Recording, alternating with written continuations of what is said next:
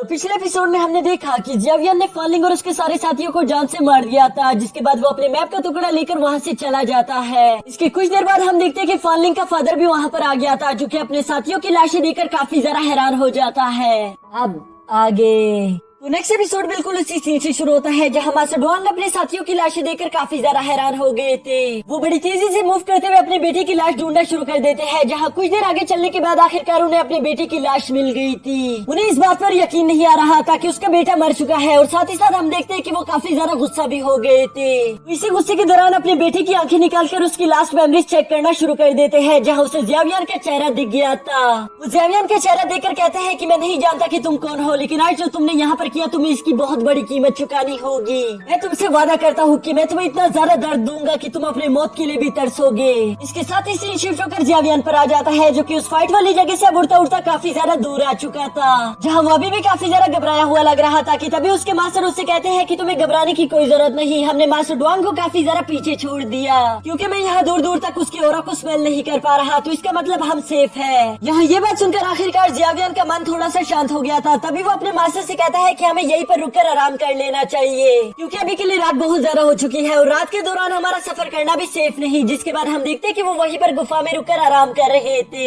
इसके बाद हम गहरी रात को देखते हैं कि ज़ेवियर उस मैप के सारे टुकड़ों को जोड़ने की कोशिश कर रहा था, जिस पर उसके मास्टर कहते हैं कि तुम पिछले 3 साल से इस टुकड़ों को जमा करने की कोशिश कर रहे हो, और आज का दिन तो तुम्हारे लिए काफी ज्यादा लकी था, क्योंकि तुमने इस मैप का तीसरा हिस्सा भी हासिल कर लिया। अब तुम डीमन फाइट से कुछ ज्यादा दूर नहीं हो। जो सुनकर ज़ेवियर कहता है कि हाँ, आपने बिल्कुल सही कहा, मैं बहुत ज्यादा लकी हूँ, और आज का दिन तो मेरे लिए कुछ ज्यादा ही लकी था, क्योंकि आज हमें ये ड्रैगन पिल भी मिल गई। उसने ये कहते साथ ही अपने पास से यिन यान ड्रैगन पिल भी निकाल ली थी, यानी कि फैनलिंग को मारने के बाद वो ड्रैगन पिल को भी उठाकर अपने साथ ले आया था। यहाँ यिन यान ड्रैगन पिल को अपने सामने देखकर मास्टर याओचेन ज़ेवियर से कहते हैं कि फौरन इस पिल को अभी के अभी खा लो, इसे अपने पास यूं ही रखना बिल्कुल भी सेफ नहीं। जिस पर ज़ेवियर कहते हैं कि ये 7th रैंक की पिल है, भला मैं इसे ऐसे ही कैसे खा लूं, लेकिन उसके मास्टर उससे कहते हैं कि मैंने कहा ना कि अभी के अभी खाओ। यहाँ ये सुनने के बाद हम देखते हैं कि अब ज़ेवियर के पास कोई रास्ता नहीं बचता, जिसकी वजह से वो अपने मास्टर से कहता है कि ठीक है। ये कहते साथ ही हम देखते हैं कि ज़ेवियर ने उस यिन यान ड्रैगन पिल को एक ही बारी में निगल लिया था, जिसके बाद ज़ेवियर आंखें बंद करके इंतजार कर रहा था कि अब ये मेडिकल पिल मुझ पर एक रिएक्शन दिखाएगी, लेकिन वो देखता है कि उस पर तो कोई भी रिएक्शन नहीं हो रहा, जिसकी वजह से वो अपने मास्टर से कहता है कि मास्टर, मुझे तो लगता है कि ये पिल नकली है, क्योंकि इसने मुझ पर कोई भी रिएक्शन नहीं किया।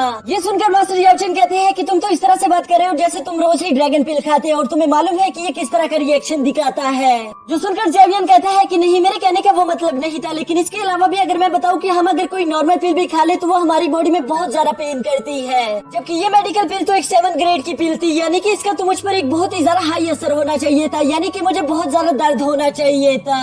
जो सुनकर मास्टर याओचेन कहते हैं कि वो इसलिए क्योंकि ये पिल अभी तक एक्टिवेट नहीं हुई, बिल्कुल वैसे ही जैसे उस ऑप्शन में कहा गया था कि इसका कोई भी साइड इफेक्ट नहीं, ये पिल आपकी बॉडी में पड़ी रहेगी बिल्कुल ही स्टोर एनर्जी की तरह, लेकिन उस एनर्जी को हासिल करने के लिए आपको बहुत ज्यादा तकलीफ से गुजरना पड़ सकता है। ये यिन यान ड्रैगन पिल किसी आम इंसान के लिए नहीं बनाई गई थी, बल्कि इसे बनाया गया था एक ऐसे 2% के लिए जो कि बहुत ज्यादा पेन को बर्दाश्त कर सके। यहाँ ज़ेवियर नोट करता है कि मास्टर को इस यिन यान ड्रैगन पिल के बारे में कुछ ज्यादा ही मालूम है, तो इसलिए वो उनसे सवाल करता है कि क्या आप इसके बारे में कुछ और भी जानते हो। जो सुनकर मास्टर याओचेन कहते हैं कि हाँ, बहुत कुछ, लेकिन अभी वो सब तुम्हें बताना बिल्कुल भी ठीक नहीं, ये तुम्हारे लिए अच्छा नहीं होगा। जो सुनने के बाद हम देखते हैं कि ज़ेवियर काफी ज्यादा हैरान हो गया था, और वो अपने मास्टर से सवाल करता है कि वो सब तो ठीक है, लेकिन अभी के लिए मुझे क्या करना होगा, मुझे इसमें से एटलीस्ट थोड़ी बहुत एनर्जी तो एब्जॉर्ब कर लेनी चाहिए। जिस पर उसके मास्टर कहते हैं कि हाँ, तुमने बिल्कुल सही कहा, तुम इसमें से ड्रैगन एनर्जी को एब्जॉर्ब कर सकते हो। यहाँ मास्टर याओचेन की ये बात सुनकर हम देखते हैं कि ज़ेवियर उन्हें बहुत ही अजीब तरीके से देख रहा था, जैसे कि उसे कुछ भी मालूम नहीं। फिर उसके मास्टर उसे बताना शुरू कर देते हैं कि जैसा तुम्हें मालूम है कि इस ड्रैगन पिल को बनाने के लिए किसी ड्रैगन के कोर का इस्तेमाल किया गया था, जिसका साफ साफ मतलब यह है कि इस यिन यान ड्रैगन पिल के अंदर बहुत सारी ड्रैगन एनर्जी मौजूद होगी, और अभी के लिए तुम उस ड्रैगन एनर्जी को भी एब्जॉर्ब कर सकते हो,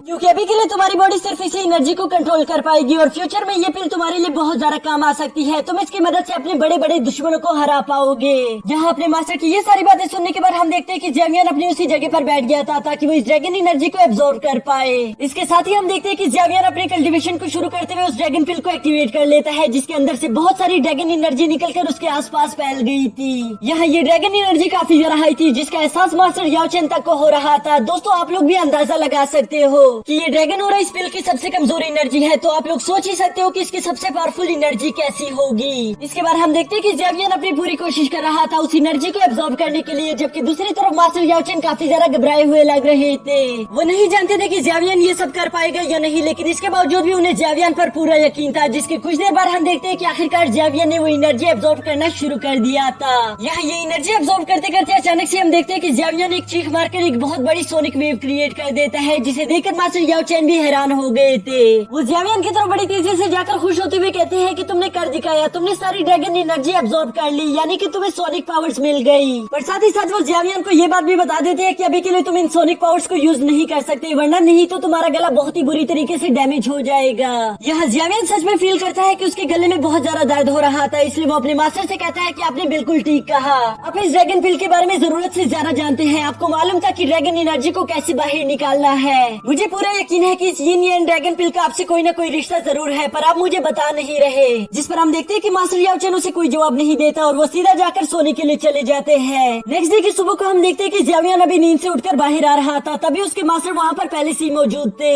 यहाँ मास्टर याओ चेन ज़ेवियन से कहते हैं कि शायद वक्त आ गया है, मुझे तुम्हें सब कुछ सच सच बताना ही होगा। और वो ज़ेवियन को बताना शुरू कर देते हैं कि यिन यान ड्रैगन पिल की रेसिपी मुझे और एक और इंसान को मालूम थी, जिसे मैं अपने बेटे से भी बढ़कर चाहता था।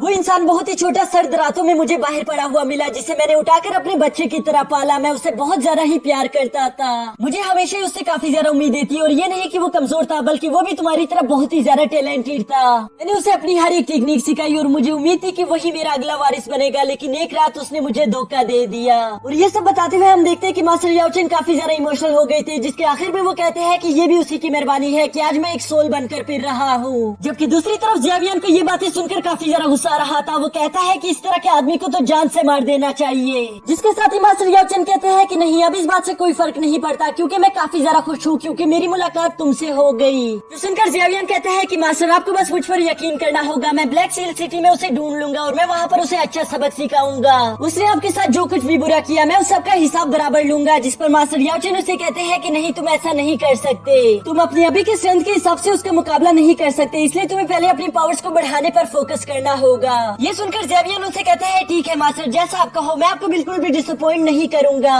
जो सुनकर मास्टर याओ चेन कहते हैं कि हाँ, तुमने बिल्कुल ठीक कहा, मेरी आंखें एक बार धोखा खा चुकी हैं, वो दोबारा धोखा नहीं खा सकती, मुझे तुम पर खुद से भी ज्यादा यकीन है। जो सुनकर हम देखते हैं कि ज़ेवियन में पहले से भी ज्यादा कॉन्फिडेंस आ गया था और वो खुश होते हुए कहता है ठीक है मास्टर, फिर हमें कनान कॉलेज की तरफ जाना होगा, ताकि मैं वहाँ जल्द से जल्द फॉलन हार्ट्स फिल्म को हासिल कर सकूं, जिसकी मदद से हम आपके लिए एक न्यू बॉडी क्रिएट कर पाएंगे। ये सुनकर मास्टर याओ चेन काफी ज्यादा खुश होते हुए वापस अपनी रिंग में चले गए थे, जबकि दूसरी तरफ ज़ेवियन भी काफी ज्यादा खुश होते हुए कनान कॉलेज की तरफ उड़ना शुरू कर देता है। और इसी के साथ हमारा ये एपिसोड भी यहीं पर खत्म।